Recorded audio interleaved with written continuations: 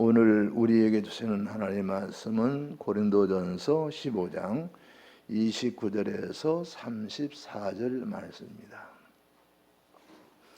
이 말씀을 같이 읽으십니다. 만일 죽은 자들이 도무지 다시 살아나지 못하면 죽은 자들을 위하여 세례를 받는 자들이 무엇을 하겠느냐? 어찌하여 그들을 위하여 세례를 받느냐? 또 어찌하여 우리가 언제나 위험을 무릅쓰리요? 형제들아, 내가 그리스도 예수 우리 주 안에서 가진 바 너희에 대한 나의 자랑을 두고 단언하노니 나는 날마다 죽노라. 내가 사람의 방법으로 에베소에서 맹수와 더불어 싸웠다면 내게 무슨 유익이 있으리요? 죽은 자가 다시 살아나지 못한다면 내일 죽을 터이니 먹고 마시자 하리라. 속지 말라. 악한 동무들은 선한 행실을 더럽히나니 깨어 의를 행하고 죄를 짓지 말라. 하나님을 알지 못하는 자가 있기로 내가 너희를 부끄럽게 하기 위하여 말하노라. 아멘. 오늘 우리가 함께 나눌 말씀의 제목은 부활의 빛으로. 우리 주님의 부활의 주님이시고 우리는 그 부활을 궁극적인 우리의 신앙의 목표로 삼는 사람들입니다. 따라서 우리는 부활의 빛으로, 부활을 초점으로 부활 안에서 말하고 보고 듣고 행하는 그런 삶을 살자는 말씀으로 은혜를 나눌 때 하나님의 풍성하신 은혜를 내려주시기 바랍니다. 지금은 부활의 계절이죠. 우리 궁극적인 목적인 부활에 대해서 계속 우리는 말씀을 나누고 있습니다. 4월 11일 부활절에 우리 주님은 역사적 실존 인물이고 주님의 부활은 역사적으로 증거된다. 부활은 역사적 분명한 사실이다. 그래서 그 증인과 증거는 차고 넘친다. 그래서 부활의 역사성에 대해서 말씀을 드렸고요. 지난 주일에는 모든 사람은 장차 생명의 부활로 나오든지 심판의 부활로 나오든지 두 갈래로 나오게 되어 있는데 예수 그리스도를 믿고 믿음으로 사는 성도는 생명의 부활로 나오게 되어 있다. 그래서 우리 모두는 생명의 부활로 약속된 사람들인데요. 자, 그렇다면 오늘은 그 생명의 부활로 나아가기로 약속된 성도들이 어떻게 살아야 되느냐, 그 부활을, 생명의 부활을 맞이할 성도의 삶의 모습 어때야 되느냐, 그것은 부활의 빛으로 살아야 된다. 부활의 빛 안에서 살고 부활의 빛 안에서 보고 듣고 말하고 그렇게 살 때에 마침내 우리가 부활의 생명 가운데 나게 된다는 것을 우리가 함께 은혜를 나누려고 하는데요. 부활의 빛으로 살자, 이 말씀이 우리에게 큰 은혜와 능력이 될 수 있기를 바랍니다. 오늘 본문 말씀 보면요, 지금부터 2000년 전인 초대교회 사도들이 활동하던 당시에 부활을 확신했기 때문에 행하여졌던 몇 가지 일들이 기록된 것을 보는데요. 부활이 없다면 하지 않을 일들, 할 수 없는 일들을 초대교회는 성도들이 행하고 있었다. 그게 무슨 일이었을까요? 우선 29절 말씀을 보시면요, 29절 보실까요? 만일 죽은 자들이 도무지 다시 살아나지 못하면 죽은 자들을 위하여 세례를 받는 자들이 무엇을 하겠느냐? 어찌하여 그들을 위하여 세례를 받느냐. 아멘. 자, 부활의 확신이 있는 성도들이 초대교회 때 사도들이 활동하는 그 시대에 하던 일들 가운데 하나가 뭐냐면 죽은 자들을 대신해서 세례를 받는 일이었습니다. 오늘의 우리 시각으로 본다면, 우리 믿음으로 본다면 이것은 가당치 않은 일이죠. 죽은 자들을 위해서 대신 세례 받아준다고 해서 죽은 자가 살아나지는 않거든요. 부활에 이르지 않습니다. 그런데 초대교회는 그렇게 믿었다는 거예요. 왜 그러냐면 당시 초대교회를 여러분 한번 상정해 보시면 초대교회는 예수님 돌아가신 뒤에 사도들이 세계에 나가서 복음을 전하던 시대입니다. 그래서 당시에는 구약 성경도 신약 성경도 확립이 안 된 때였습니다. 그래서 예수님의 말씀을 들은 제자들이 들은 말씀을 가지고 나가서 전했단 말이죠. 근데 말은 전하다 보면 살이 붙고 이렇게 붙잖아요. 그래서 이 말들이 제대로 전달이 되지 않고 그랬다더라. 그러면서 말이 왜곡되게 된 겁니다.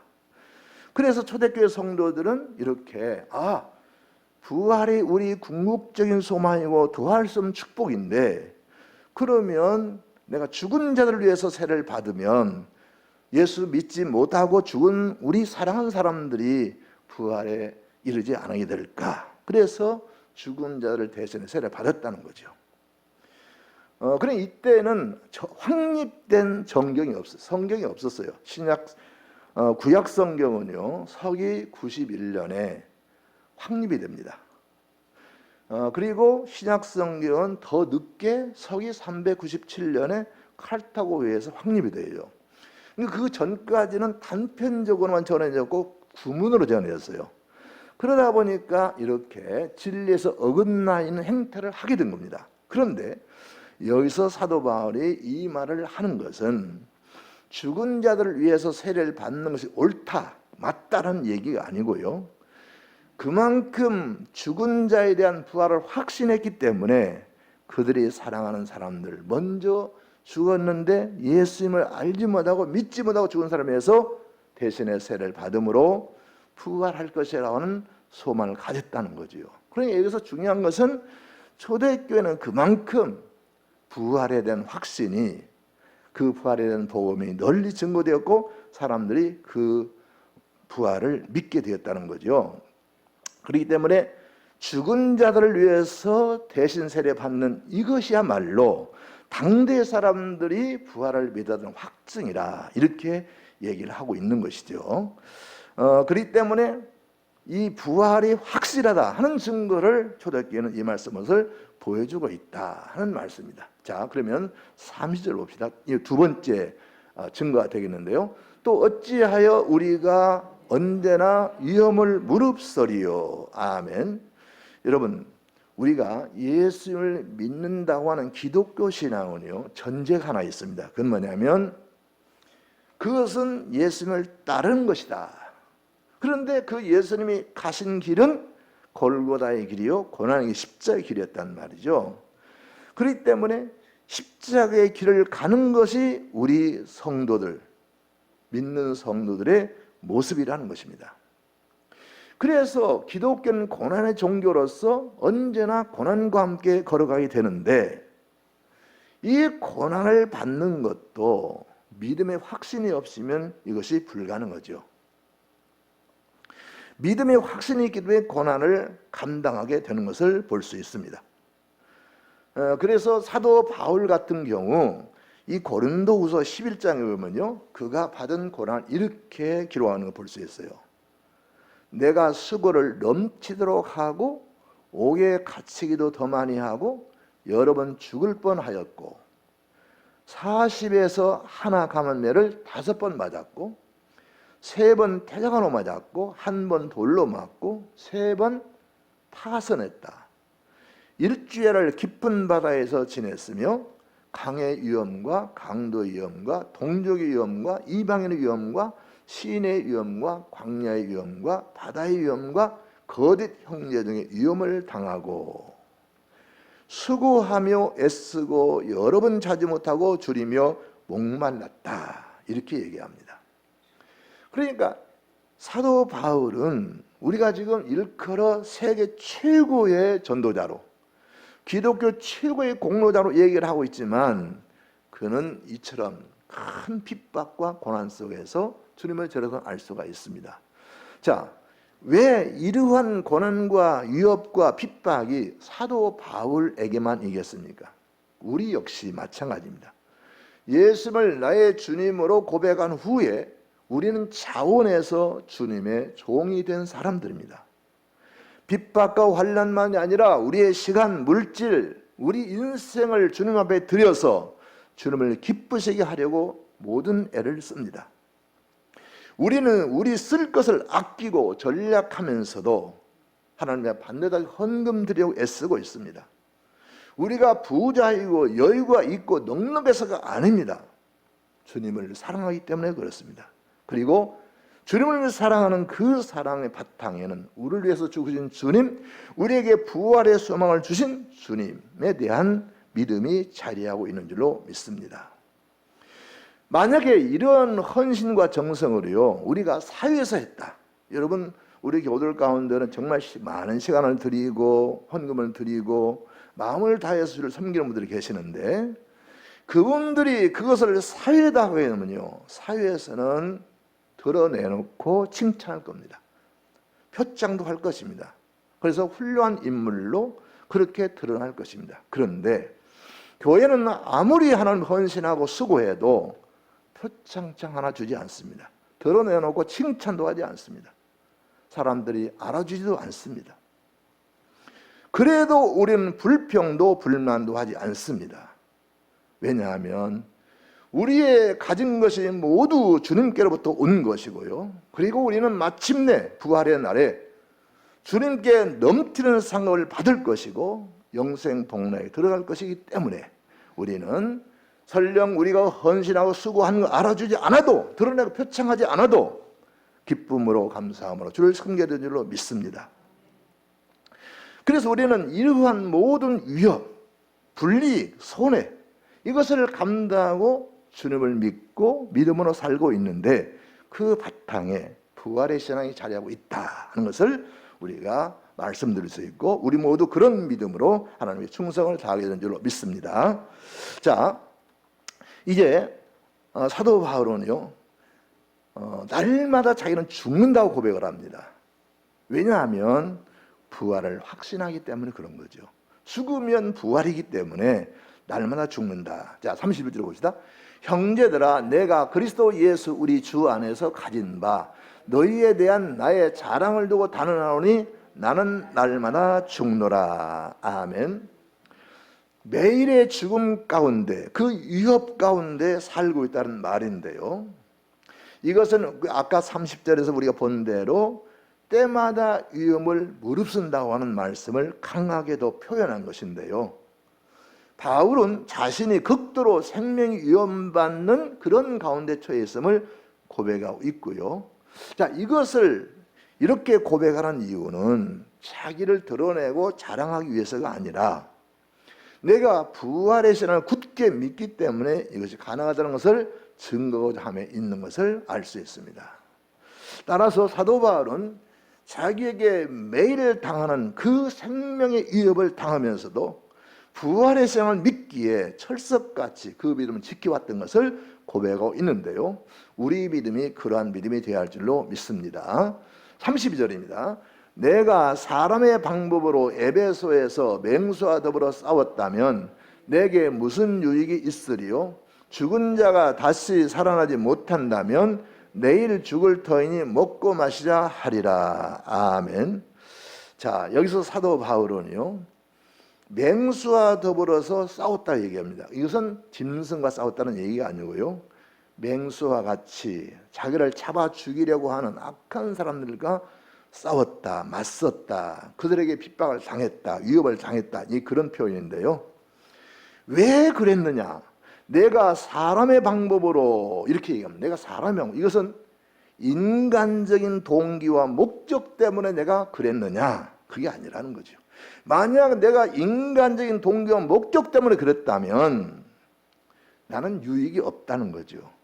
자, 여러분, 이 세상에서 목숨 걸고 우리가 취할 수 있는 게 뭐가 있겠어요? 설령 돈이 벌려진다고 하더라도 위험한 일을 하지 않죠. 이것은 내가 생명을 잃는다라고 확정적인 그 판단이 된다면 아무리 돈을 많이 줘도 하지 않을 거예요. 그러니까 사도 바울이 인간적인 목적 때문에 그 유익을 위해서 만약에 맹수와 더불어 싸웠다면 그것은 아무 유익이 없는 거죠. 거기에 목숨 걸 리가 없다는 거죠. 그리고 죽은 자가 다시 살아나지 못한다면 내일 죽을 테니 먹고 마시자 하리라. 그러니까 결국은 인간적인 방법 그리고 인간적인 어떤 유익이 전부라면 우리는 더 이상 소망이 없다는 겁니다. 왜냐하면 부활이 없으니 결국 인간의 노력과 한계에 부딪혀야 되기 때문에 그것은 아무런 우리에게 유익이 되지 못하는 것이고 결국 희망이 없다는 것입니다. 그런데 사도 바울은 부활을 확신하기 때문에 이렇게 맹수사도와 싸웠으며 그리고 모든 것을 자기가 분리하고 손해가 날지라도 세상에서 알아지지 않을지라도 이 길을 갔다라고 말씀하고 있는 것을 볼 수 있습니다. 사람들이 말이죠, 부활이 없는 사람들은 어떻게 살까? 부활을 확신하지 않는 사람들은요, 지금 말씀은 그러잖아요. 자, 죽은 자가 다시 살아나지 못한다면 내일 죽을 터이니 먹고 마시자 하리라. 아니, 내일 우리가 죽으면 끝인데 아무 전망이 없는데 무엇 때문에 뜻있게 희생과 헌신을 하며 살겠느냐. 그렇기 때문에 우리 믿는 성도들은 믿지 않는 사람과 다릅니다. 우리는 궁극적인 부활에서만 있기 때문에 당장의 유익이 없어도 또 손해가 날지라도 믿음의 길을 쳐버릴 수가 없는 것이죠. 부활이 우리의 목적이기 때문에 그렇습니다. 우리는 부활을 믿기 때문에 그렇습니다. 그래서 사도 바울은 여기서 자기가 그렇게 맹수하다고 싸우는 것은 세상의 유익, 인간적인 목적이 아니라 오직 부활에 이르려고 하는 그 소망 때문에 그래야 한다고 말씀하고 있고요. 부활이 없는 사람들은 오늘 먹고 마시자, 여기 이게 전부니까, 이상이 전부니까 더 이상 바랄 거 없잖아요. 그래 이상 사는 동안이라도 즐겁게 먹고 마시고 즐기자 하는 것이 믿음 없는 사람, 불신자의 생각이라는 것이죠. 자, 그래서 여기서 지금 계속해서 부활이 있음을 여러 가지 증거를 했어요. 그렇다면 이렇게 부활이 확실하다면 그러면 우리는 어떻게 해야 되는가? 본문의 말씀을 권고하고 있는 걸 볼 수 있는데요. 자, 이 부활이 없다면, 부활이 확실하다면 우리는 어떻게 살아야 되느냐? 자, 33절을 한번 봅시다. 속지 말라. 악한 동무들은 선한 행실을 더럽히나니. 아멘. 악한 동무들과 사귀지 말라는 거예요. 악한 사람과 어깨 동무하지 말라는 거예요. 사람을 차별하고 구별하는 얘기 아닙니다. 내가 살기 위해서 악한 사람과 어깨 동무하면 안 된다는 거예요. 왜냐하면 악한 동무들은 선한 행실을 더럽히나니 라고 얘기합니다. 그래서 악한 동물을 따르지 말고 그들과 친하게 말고 그들의 악에 함께 동참하지 말라는 건데요. 사람을 가리켜 뭐라고 그러냐? 유유상종이라 그러죠. 유유상종.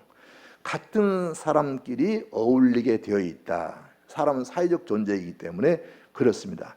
그래서 이걸 유유상종이라고 그러거든요. 근데 유유상종과 같은 말들이 몇 가지가 있어요. 초록은 동색이라고 하는 초록동색, 동명상조, 동류상구 다 같은 말입니다. 그래서 사람은 비슷한 끼리, 또래, 끼리끼리 만나게 되어 있고 살게 되어 있다. 이런 얘기인데요. 이 말은요, 중국의 춘추 시대에서 온 말인데 제나라의 선왕이라고 하는 사람이 그 신하인 순우곤에게 지방에 흩어지는 인재들을 찾아서 등용하자. 그래서 명령을 내렸어요. 그런데 이 순우곤이 전국을 돌아다니면서 인재를 찾았습니다. 찾았는데 순우곤이 데려온 사람 보니까 쭉 사람들 몽땅 데려온 거예요. 그래서 왕이 하는 말이, 아니 내가 인재를 데려오라고 그랬지 누가 사람들 데려오라 그랬냐. 그러니까 순우곤이 한 말이 그겁니다. 사람은 유유상종이 돼가지고 인재는 인재끼리 모여 사는데 거기 인재들이 함께 있었디다. 그래서 내가 데려왔습니다. 이런 말을 했다고 그러거든요. 사람은 서로 비슷한 사람끼리 모이게 되어 있습니다. 그래서 부활을 믿는 성도들은요, 악하고 믿음 없는 사람과 친하게 지낼 수가 없습니다. 특별한 목적, 전도를 하려거나 아니면은 또 사업을 같이 한다든가 어떤 특별한 목적이 있을 때는 한정적으로 그럴 수가 있지만 그 삶을 함께 나눌 수는 없는 것이고, 만약 그렇게 산다면 그것은 위험한 일입니다. 오늘 본문에서 악한 동무라고 그러죠. 악한 동무. 악한 동무는 넓게 말하면 하나님 밖에 있는 사람들을 말하고요, 좁게 말하면 부활을 믿지 않은 교인들을 말합니다. 그러니까 교회 안에서도요, 믿음이 있는 사람과 어울리는 게 좋습니다. 물론 사람을 위로하고 격려하고 세우기 위해서 하는 건 괜찮지만, 믿음 없는 사람의 생각을 공유하게 되면 안 되는 것이죠. 부활을 부인하는 사람들은 미래의 소망과 심판의 두려움이 없습니다. 그래서 죄를 마음껏 짓고 사는 거지요. 폐역을 행하게 되어 있습니다. 이 사람이요, 우리 생각에는 건설적이고 긍정적인 사람이 기여할 것 같죠. 그렇지 않습니다. 그 미국의 한 연구팀에서 연구한 결과인데요, 대학교의 기숙사에서 같은 방을 쓰는 103쌍, 그러니까 206명을 조사를 했는데요, 방을 쓴 지 3개월 만에 부정적인 생각을 가진 사람들이 모든 사람들을 이끌어갔더라, 그런 결과가 나왔어요. 그러니까 3개월 만에 부정적인 생각으로 모든 사람이 오염이 됐다. 부활의 확신이 있고 착하고 의로고 믿음 좋은 사람과는 사귀어야 이 오염에서 벗어날 수가 있습니다. 여러분, 부활이 확실하다면 어떻게 해야 되는가?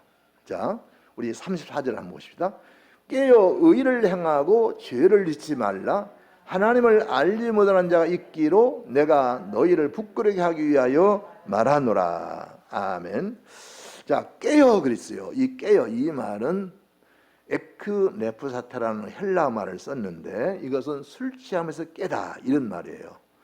그러니까 깨어 의를 행하고, 이것은 깨어는 세상의 환락과 세상의 쾌락, 세상적인 재미, 이거에서 깨어서 의를 행하고 죄를 짓지 말라. 여러분, 사람은 깨어서 의를 행하고 동시에 죄를 짓거나 그럴 수 없습니다. 사람은 둘 중 하나입니다. 깨어서 의를 행하는 삶을 살든지, 아니면은 죄를 짓는 가운데 살든지, 그러는 거지, 죄를 지으면서 깨어있지는 못하는 거죠. 그래서 동전의 양면이라고 제가 말씀드리고 싶은데요, 우리 500원짜리 동전 보면 한쪽에는 한글로 500이라고 써 있고, 그리고 형상이 새겨져 있을 거예요. 그리고 또 한쪽에는 아라비 숫자로 500을 써 있습니다. 그런데 이 글을 한글로 쓴 500이나 아라비 숫자로 쓴 500을 한꺼번에 볼 수 없어요. 한글로 쓴 500을 보게 되면 아라비 숫자로 500은 뒷면으로 갑니다. 똑같아요. 그러니까 사람은 동시에 깨어 의를 행하고 죄를 짓거나 그럴 수 없고요. 죄를 짓든지 아니면 의를 행하든지 둘 중 하나거든요. 그렇다면 분명하죠. 우리가 의롭게 살면 죄를 짓지 않을 수가 있어요. 그런데 의롭게 살지 않으면 죄가 들어옵니다. 그래서 깨어 의를 행하고 죄를 짓지 말라, 이렇게 말씀하는 것을 볼 수 있는데요, 부활을 확신한 성도들은 이렇게 깨어서 의를 행해야 될 줄로 믿습니다. 자, 오늘 말씀은 세 가지로 정리를 하겠습니다. 첫째요, 같이 읽을까요? 부활의 확신을 가집시다. 아멘. 자, 지금 오늘 본문 우리에게 분명히 얘기합니다. 초대교회에 죽은 자를 위하여 세례를 받는 사람들이 있었다. 왜냐하면 부활을 믿기 때문입니다. 위험을 무릅쓰고 믿음을 지켰다. 부활을 믿기 때문입니다. 날마다 죽음과 같은 상황에서도 복음을 계속해서 전했다. 부활을 믿기 때문입니다. 맹수와 같은 자들과의 싸움을 감당했다. 부활을 믿기 때문이에요. 부활이 없으면 이러한 모든 믿음의 수고는 헛것이 되고 부질없는 것이 됩니다. 그래서 부활이 없으면 가장 불쌍한 자가 저와 여러분들입니다. 그러나 결코 그렇지 않습니다. 우리는 주님이 다시 오시면, 그리고 우리 주님 앞에 가게 되면 생명의 부활로 나오게 될 줄로 믿습니다. 영광된 자리에 서게 될 줄로 믿습니다. 그날까지 믿음을 지키셔야 합니다. 그날까지 확신 가지고 달려가야 합니다. 부활은 믿음의 목적이고 결과입니다. 그 모든 우리의 삶을 이 부활에 초점을 맞춰야 합니다. 사람들이 왜 믿음 생활을 그렇게 몰두하냐고 묻는다면 확실하게 말해야 합니다. 우리에게는 부활이 있기 때문이라고. 왜 그렇게 교회에 매이냐고 묻는다면 확실하게 말해야 됩니다. 우리 앞에 부활이 기다리고 있기 때문이라고. 왜 그 많은 시간들 힘들게도 물질 귀한 정성을 아낌없이 하나님께 드리냐고 묻는다면 확실하게 말해야 합니다. 부활의 날은 반드시 올 것이고 그날의 풍성한 상급을 받기 위해서라고. 그리고 그렇게 아무도 알아주지 않는데 왜 변함없이 믿음에 힘쓰냐고 그렇게 묻는다면 분명하게 말해야 됩니다. 우리 주님이 부활의 날에 알아주실 것이기 때문에 우리는 그렇게 한다고 분명하게 말해야 됩니다. 자, 둘째 봅시다. 악한 사람들과 가까이 하지 맙시다. 아멘. 부정적인 생각과 불신앙적인 생각을 가진 사람들, 악한 행실의 사람들과 가까이 하면 안 됩니다. 물론 전도하기 위해서 특별한 다른 목적이 있으면 모르지만 그렇지 않으면 자연스럽게 어깨동무하고 같이 하면 안 된다는 거지요. 믿음 있는 사람은 헌신 있는 사람은 교회와 복음을 위해 헌신하고 덕을 끼치는 교인들과 가깝게 지내는 것이 유익한 줄로 믿습니다. 믿음 없는 사람과 어울리면 더불어 믿음 없는 사람이 되고 믿음 있는 사람과 어울리면 더불어 믿음 있는 사람이 된다는 사실을 우리는 잊지 말아야 할 것입니다. 그래서 사람은 그 사람의 친구를 보면 됨되면 알 수 있다, 이런 말이 있는데요. 공자 선생님이 이런 말을 하셨어요. 사람은 착한 사람과 더불어 있으면 난초의 방에 들어간 것 같아서 오래 있으면 그 향기를 느끼지 못하지만 몸에는 배고, 악한 사람과 더불어 있으면 생선 가게에 들어간 것 같아서 오래 있으면 그 비린내를 느끼지 못하지만 몸에는 밴다. 그러므로 군자는 그 함께하는 사람들을 잘 살펴야 된다 그랬어요. 공자 같은 분도 악한 사람과 함께 어울리면 나도 모르게 그 물이 들어서 나도 그런 악한 길에 서게 된다. 그래서 친구를 사귀되 좋은 친구를 사귀라는 권면을 하는 것을 볼 수가 있습니다. 우리는 부활의 확신을 가진 사람들과 함께 사귀고 그 길을 함께 하는 것이 우리의 큰 유익인 것을 믿으시기 바랍니다. 셋째입니다. 깨어 의를 행하고 죄를 짓지 맙시다. 아멘. 자, 부활을 바라보는 사람은요, 당연히 깨어 의를 행해야 하고 죄를 짓지 말아야 합니다. 깨어있지 않고 의를 행하지 죄 가운데 있으면 부활의 날은 우리에게 영광스러운 승리의 날이 아니라 심판의 날이 될 수도 있습니다. 오직 깨어서 의를 행하고 죄에서 떠나 있어야 영광되고 행복된 그리고 축복된 부활의 날을 맞이할 수 있습니다.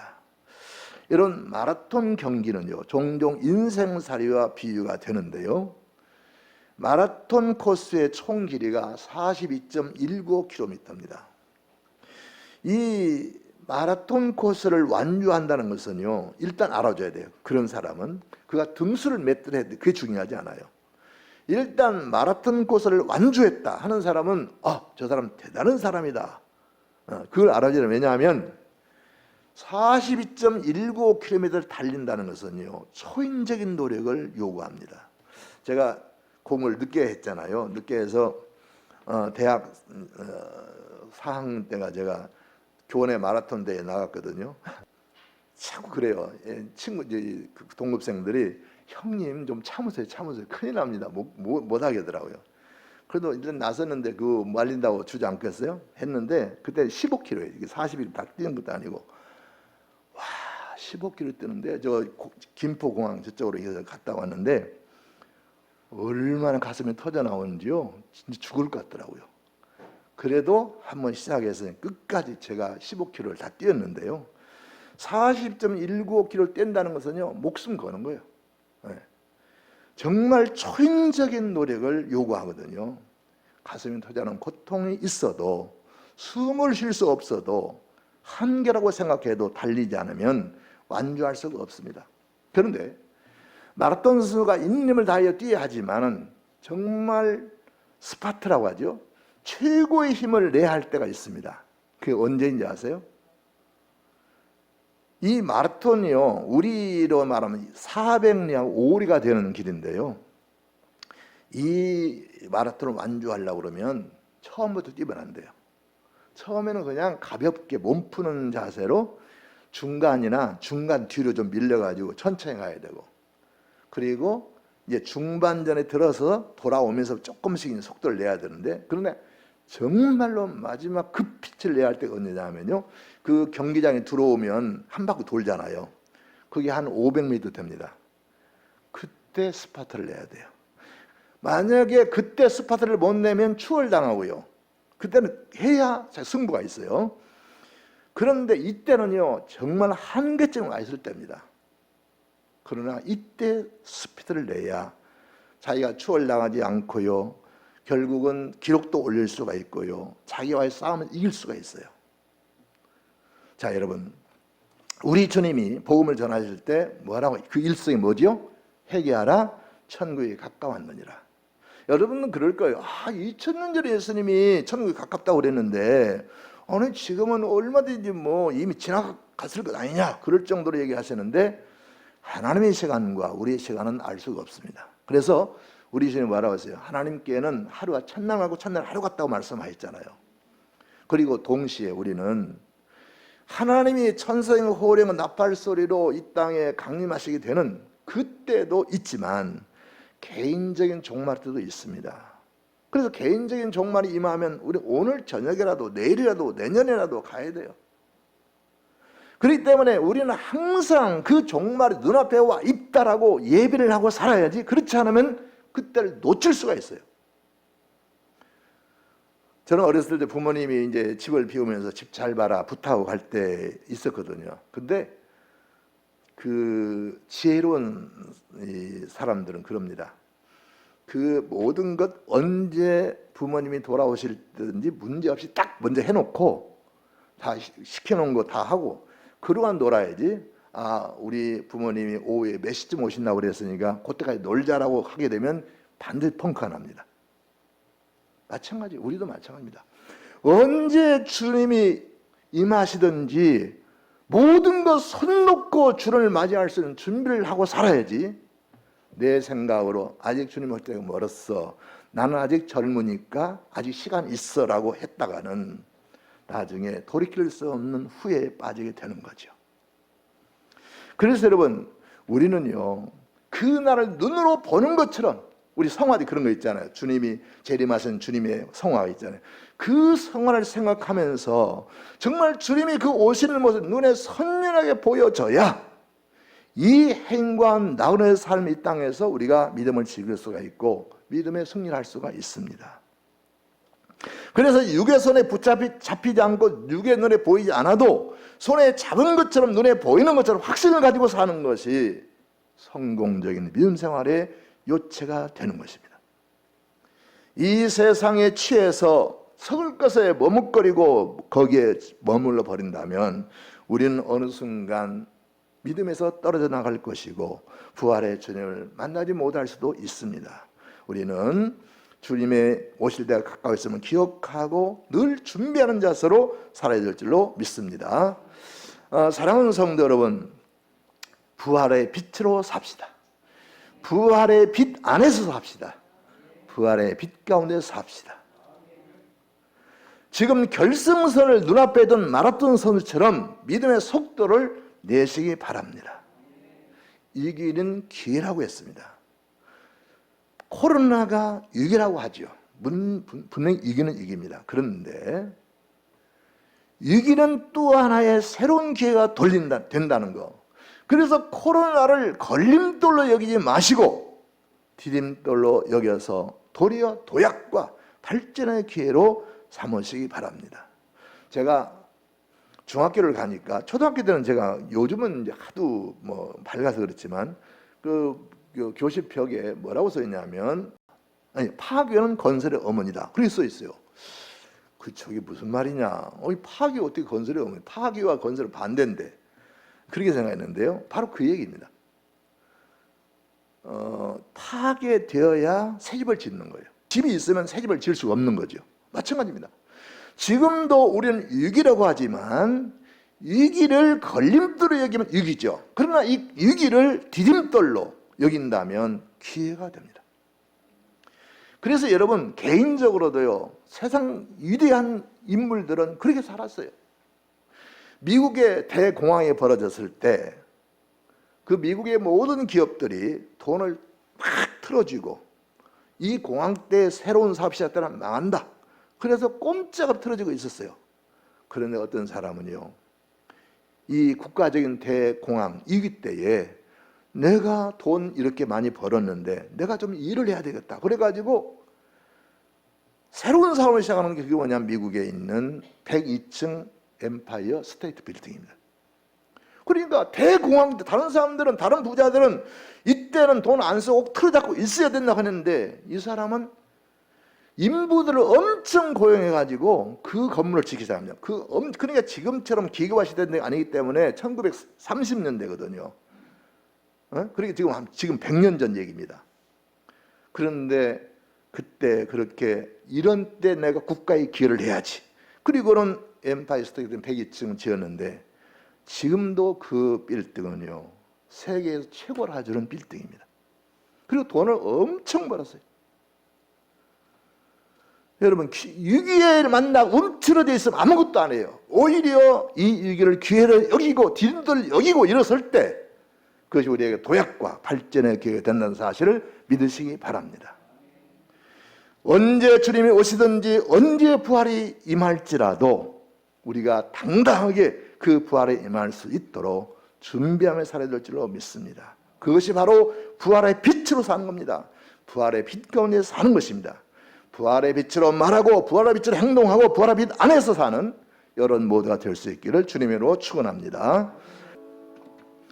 지금은 우리를 구원하신 주 예수 그리스도의 크신 은혜와 하나님 아버지의 극진하신 사랑하심과 성령님의 감화하시고 감동하시고 교통하시고 인도하심이 부활의 소망을 확국신하는 우리들 부활의 빛으로 살아서 주님 앞에 이를 때에 주님 다시 오실 때에 영광된 부활에 참여하고 생명의 부활 가운데 승리하는 자리에 서기 원하는 사랑하는 모든 성도들과 가정식구가 주신 기업 위에 영원히 함께 하셨기를 간절히 축원하옵나이다. 아멘.